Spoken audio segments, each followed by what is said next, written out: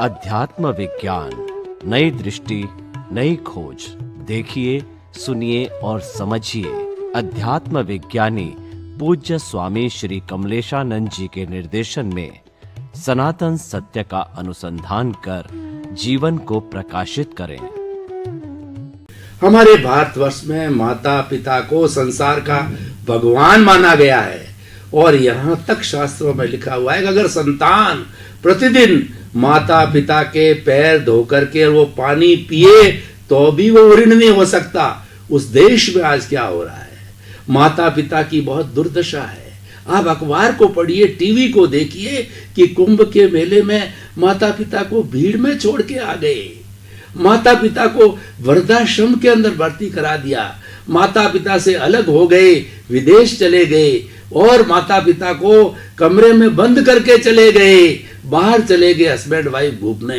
हमारे यहाँ वृद्धाश्रम का कॉन्सेप्ट नहीं था, क्योंकि माता पिता तो अम्ब्रेला है, माता पिता तो शेल्टर है, माता पिता तो एक रक्षा कवच है। उस देश में स्वामी जी क्या हो रहा है, बड़ी दुर्दशा है। तो अध्यात्म विज्ञान आपका इस माता पिता के रक्षण के लिए आप उपदेश दीजिए संतान को कि माता पिता को, क्योंकि उन्होंने पूरा जीवन दिया उनके लिए, तो वो भी उनकी सेवा करे।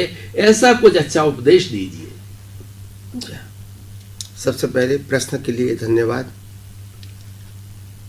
पहली बात यह है कि बच्चे आज जिस प्रकार से बिहेवियर कर रहे हैं परिवार में, बड़े लोगों के साथ, माता पिता के साथ, बुजुर्ग लोगों के साथ, तो उसके लिए सबसे पहले जिम्मेदार कौन है? आज के जो माता पिता है वो माता पिता काफ़ी संघर्ष करके आगे आए हैं, काफ़ी उलट पुलट परिस्थिति को पास करके आगे आए, काफ़ी दुख झेल कर वो आगे आए। जिसके पास कपड़े भी नहीं थे, चप्पल भी नहीं थे, खाना भी इतना समय समय पे नहीं मिलता, तो ऐसी परिस्थिति में आके वो बड़े हुए। और जब उसके बच्चे होते हैं तो वो समझते हैं मेरे बच्चे को सबसे ज़्यादा फैसिलिटी मिले, तो बचपन से ही वो कष्ट उठा के बच्चे को खाना पीना अच्छा देते हैं, कपड़े अच्छे देते हैं, अच्छी स्कूल में पढ़ाई करवाते हैं और बच्चा पढ़ाई करके फिर बड़ी कंपनी में जॉब करता है या तो विदेश चला जाता है। तो उस समय बच्चे को ये लगता है ये सब मैंने अपनी मेहनत से पाया है, इसमें माँ बाप का रोल नहीं है। और जो रोल है उसका वो समझता है वो तो उसकी ड्यूटी है, क्योंकि मैं पैदा किया है तो हमको बड़ा करना, पढ़ाना, ये तो उसकी फर्ज होती है। तो इस प्रकार की सोच से ये समाज हमारा बिगड़ गया है। तो मैं दोनों की जिम्मेदारी, मैं सबसे ज़्यादा जिम्मेदारी माता पिता की देता हूँ कि माता पिता को बचपन में से ही बच्चे को ट्रेनिंग देना चाहिए कि बिना काम खाना नहीं मिलेगा, बिना काम आपको स्कूल की फीस नहीं मिलेगी, बिना काम आप आगे नहीं बढ़ सकते हैं। हर काम में आपको साथ देना पड़ेगा समय समय पे। तो ये ट्रेनिंग देनी पड़ती है। आप खुद ही उनको ट्रेनिंग नहीं दोगे और उनको चाहिए 5 रुपया और आप इसको दे देंगे 25 रुपया, फिर क्या होगा?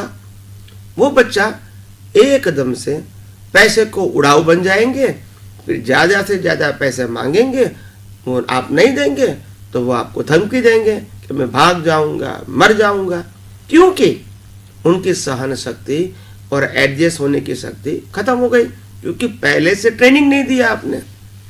तो इसीलिए मैं सबको कहता हूं कि बच्चे को आप पहले से ही ट्रेनिंग दो कि भाई पहले ये काम करो फिर खाना मिलेगा, घर सफाई करो फिर खाना मिलेगा, ये कपड़ा धो लो फिर खाना मिलेगा, ये शॉपिंग करके लेके आओ फिर खाना मिलेगा। तो हर बात में काम से ये खाना मिलता है। अगर आप काम करोगे तो आपको फीस मिलता है, अगर आप काम करोगे तो आपको अच्छी सुविधा मिलेगी। ये सब कुछ इसको बताना पड़ता है, ट्रेन करना पड़ता है। और पैसे इतना नहीं दो ताकि वो उड़ाऊ बन जाए।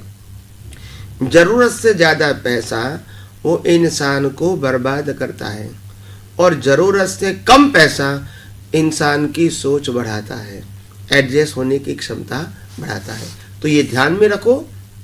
अपने जीवन में, क्योंकि ये समय की मर्यादा है हमारी, तो ये ध्यान में रखो कि बच्चे को भी माता पिता के लिए ध्यान रखना चाहिए और माता पिता को भी बच्चे की ट्रेनिंग के लिए बिगिनिंग से ध्यान रखना चाहिए कि बिना मेहनत कुछ मिलता नहीं है। तो मेहनत से मिलता है, ये नॉलेज, ये सोच बचपन से ही बच्चे को, परिवार को देना चाहिए। स्वामी जी, आपका बहुत बहुत धन्यवाद उचित समाधान के लिए।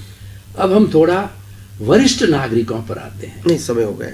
तो क्योंकि अब समय की मर्यादा है, इसीलिए हम सभी हमारे श्रोतागण, दर्शकगण, भाई और बहनों से विनती करते हैं कि स्वामी जी एक अनुभवी व्यक्ति है और अनुभव भीतर से आ रहा है। जिसका भीतर का स्रोत खुल जाता है वह ज्ञान का खजाना बन जाता है। तो ये ज्ञान का खजाना कौन सा ज्ञान?